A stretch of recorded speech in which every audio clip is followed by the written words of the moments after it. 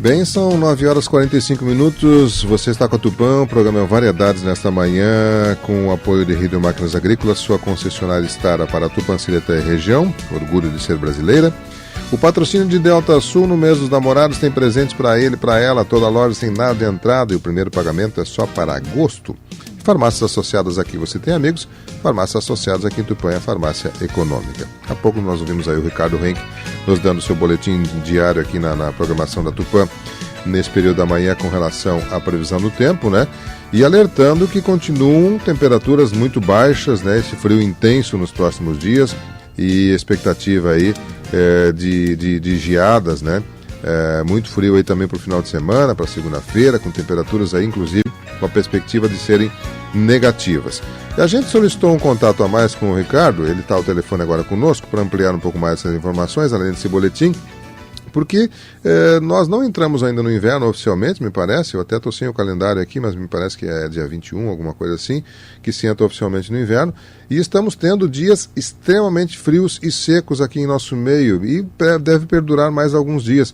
Para a gente saber, ter um pouco mais de informação com relação a isso, mais detalhes, a gente tem um contato agora com o Ricardo Henke, não só no boletim do tempo, mas também conversando conosco nessa manhã. Ricardo, novamente, bom dia, como é que está o amigo? Tudo bom, Ricardo? Bom dia, Miguel, tudo bem? Tudo jóia? Bom dia a todos os ouvintes. Tudo tranquilo. Muito frio por Pelotas também? Tá demais, tá? Chega um momento que a gente já começa a sentir saudade do verão de novo. Aí vem o verão, a gente sente saudade do inverno, mas realmente tá desde maio, bastante frio, temperaturas muito baixas aí, abaixo do normal, né? Para temperaturas típicas de inverno, se a gente fizer médias aí das temperaturas ocorridas em maio, nesse período agora das primeiras semanas de junho, a gente vai ver que são médias de temperaturas semelhantes a médias climatológicas do inverno, né? E isso que o inverno não começou, né? O inverno começa só dia 20, então a gente ainda tem bons dias de frio até oficialmente começar o inverno. Climatologicamente a gente já pode dizer que começou o inverno, né? Mas oficialmente ainda não. Ricardo, essa antecipação, esses dias extremamente frios agora, e eu não lembro, fazia já alguns anos que nós não tínhamos assim uma sequência tão grande de dias com tempo frio e seco, pelo menos pela minha lembrança. Isso indica que nós teremos um inverno muito frio e seco ou não? Na verdade a gente tem que primeiro colocar na balança tudo que está acontecendo, né? A gente teve aí um período bastante anormal, né? A gente veio num período de excesso de chuva, muita umidade, por conta principalmente do fenômeno El Niño, né? Que foi na verdade o principal responsável pela condição meteorológica dos últimos meses, né? Do segundo semestre do ano passado até agora. A gente está numa fase em que o El Niño ele está praticamente já desconfigurado, né? E, na verdade o El Niño, só para de uma forma mais resumida lembrar o que é esse fenômeno, ele na verdade é um fenômeno que se forma lá no Oceano Pacífico, é um aquecimento das águas do Oceano Pacífico e de certa forma remotamente altera a circulação dos ventos e acaba influenciando o clima em diversos pontos do mundo. O nosso estado, a gente tem por característica em eventos de El Niño, principalmente moderado a forte, tu tem esse padrão de mais chuva, mais umidade, e quando tu tem o contrário, que é o resfriamento das águas do Oceano Pacífico, tu tem um padrão mais favorável a frio mais significativo na nossa região e também uma redução em média, né, na verdade, dos totais de chuva. Então a gente está num processo de entrar numa fase de normalidade no Oceano Pacífico, né?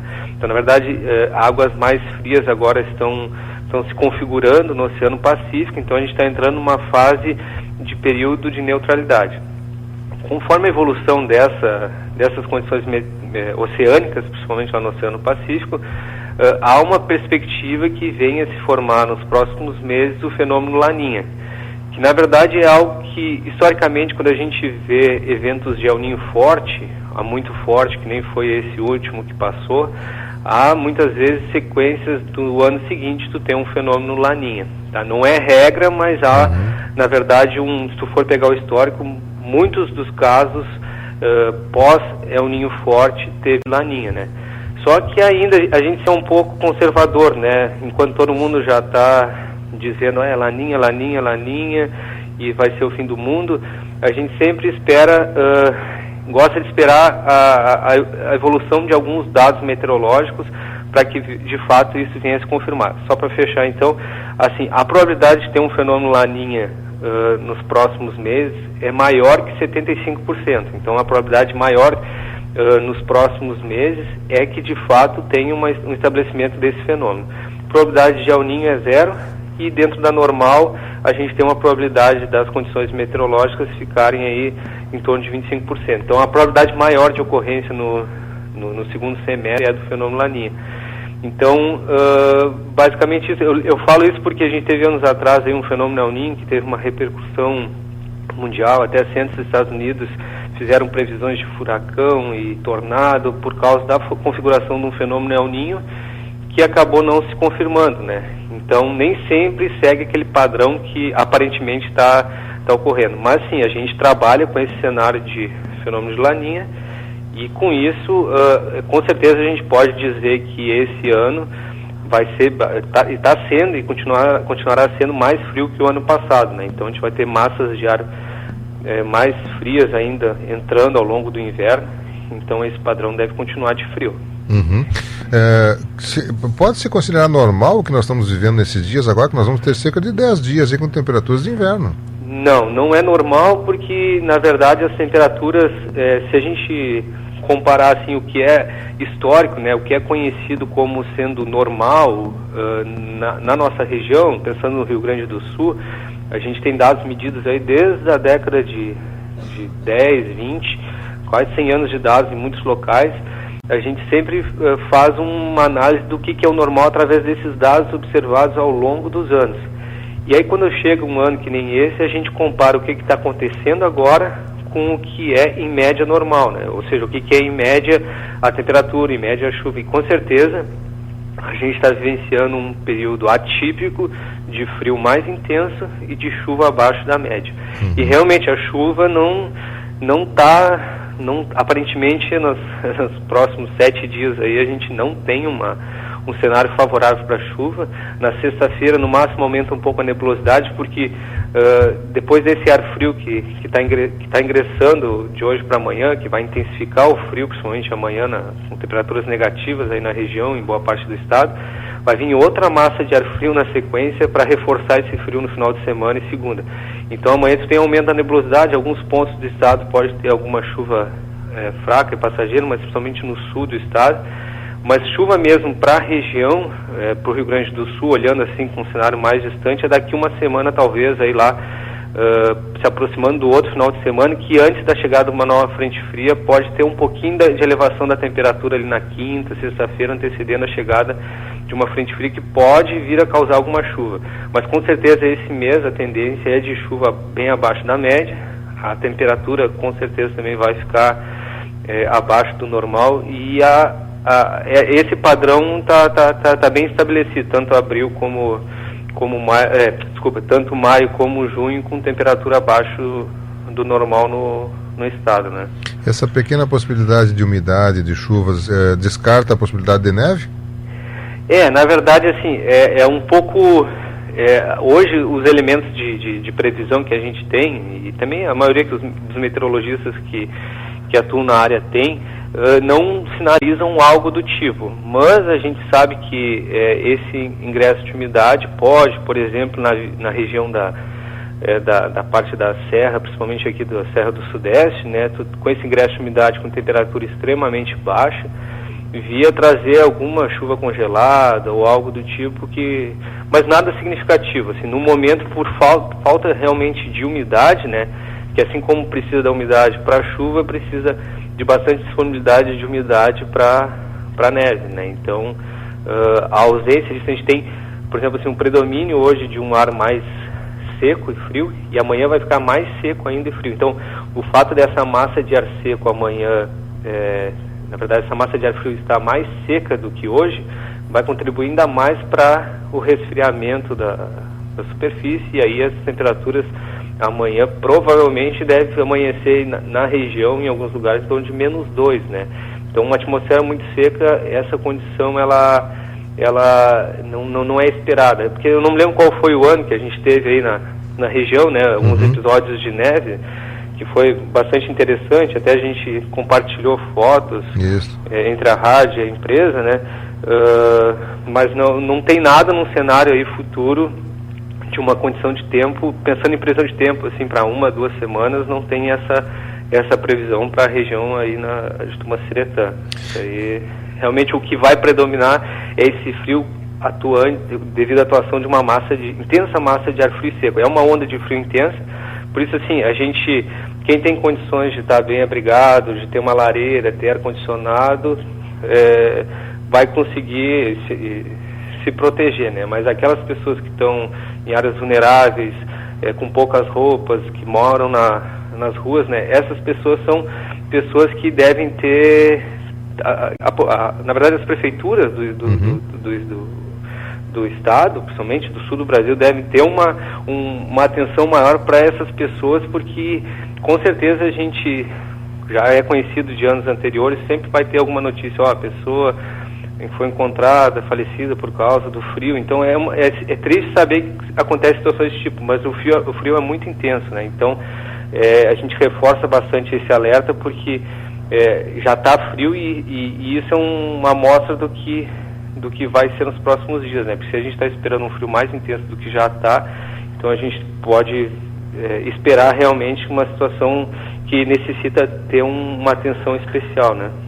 Ricardo, como é que... porque as pessoas muitas vezes assim, aqui deu menos 4 graus, ou deu 0 grau, outros dizem, mas não baixou de 5. Como é que como é que se mede uma temperatura mínima? Qual é a recomendação, se alguém quer ter uma noção de como medir? Na verdade, hoje no Rio Grande do Sul e em vários pontos do Brasil existem estações meteorológicas, né? Então, geralmente, no caso das informações meteorológicas oficiais, todos esses dados são baseados em estações que medem a temperatura.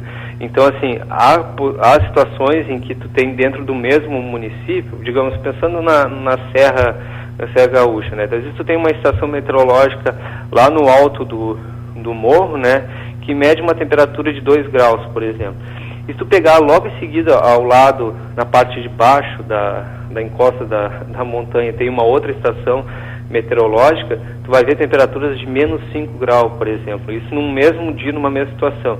Então, às vezes, numa situação de atmosfera muito seca, há um acúmulo de ar mais frio nas áreas mais de baixada, né? Então, há muita variação, às vezes, de temperatura mínima de uma região para outra, às vezes muito próximas, né?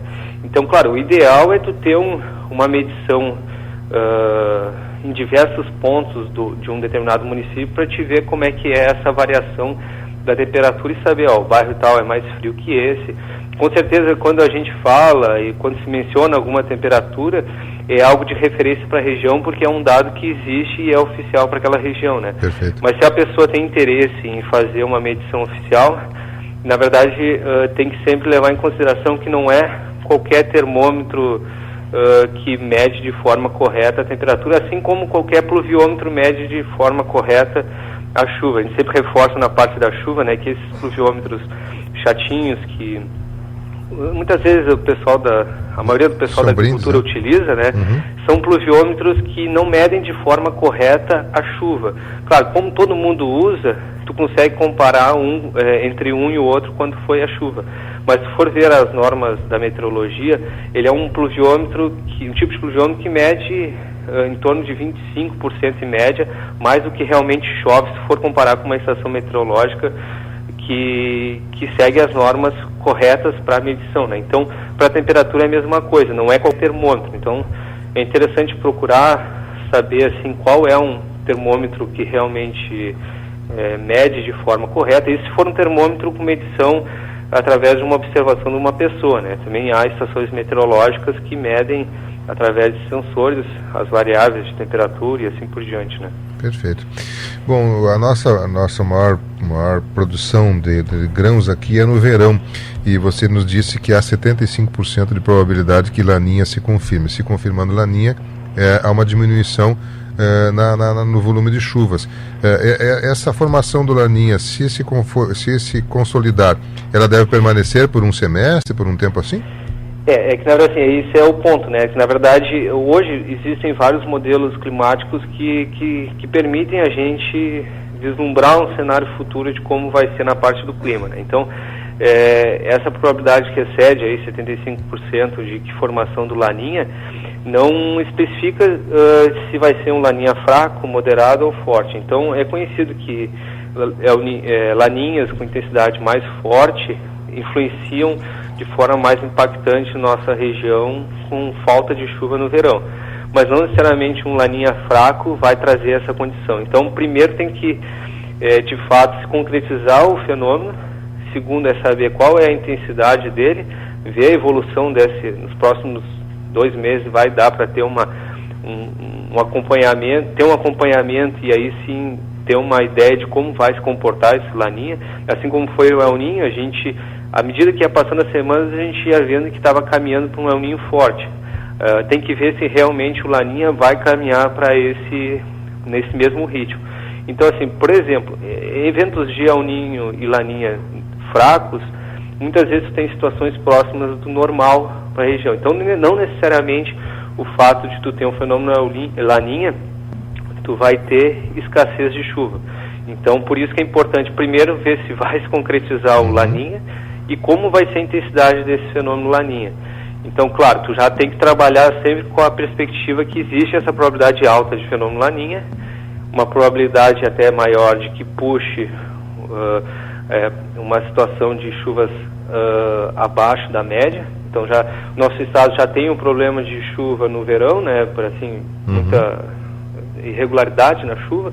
Então, com mais esse fator, tu tem a situação. Só que é bom ressaltar, assim, eventos de Laninha, tem vários e vários casos, principalmente aqui no sul do estado, no leste do estado, de eventos de fenômeno Laninha, que a gente teve no verão 400, 500, 600 milímetros de chuva em 3 horas em áreas do estado, de chuva torrencial extrema que destruiu cidades, né, em anos de Laninha. Então, não necessariamente não vai chover, né? Então, fenômenos de Laninha, em média, realmente tu tem um padrão de chuva abaixo do normal. Então, a gente ainda é cauteloso nisso, até só para fechar. Se for olhar alguns modelos de previsão climática do pessoal da Austrália, que é um dos órgãos de meteorologia do mundo mais reconhecidos, assim, junto com o pessoal dos Estados Unidos, né? Alguns modelos deles apontam para uma situação próxima do normal. Então, a gente ainda tem que ser um pouco cauteloso no sentido de que primeiro tem que estabelecer o fenômeno Laninha e ver se as medições que estão sendo feitas, principalmente lá no Oceano Pacífico, estão apontando para um fenômeno de intensidade mais forte, mas com certeza a gente vai ter um período de normalidade para fenômeno Laninha. Então, a chuva tende a não ser acima do normal, ou vai tender de normal a abaixo ou vai ficar próximo do normal, mas ainda é cedo para a gente bater o martelo e poder dizer, vai ser assim.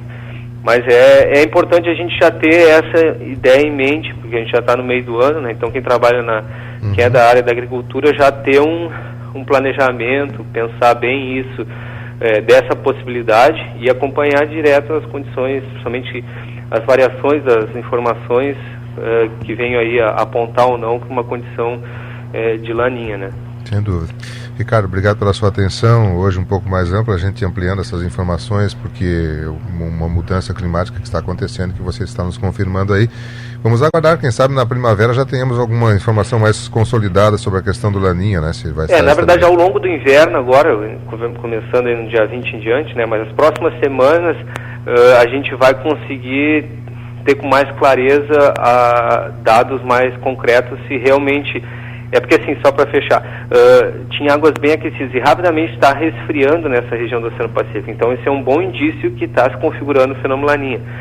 Só que os prognósticos dos modelos apontam para isso, até porque eu já falei que a probabilidade de ocorrer é maior que 75%. Certo. Mas primeiro tem que ir acompanhando nas próximas semanas. Então no inverno a gente já vai ter uma ideia boa de como deve se comportar aí a primavera e o verão, tá bom? Ricardo, obrigado novamente pela sua atenção, um abraço, um bom dia para você. Um abraço, um bom dia a todos. 10 horas e 5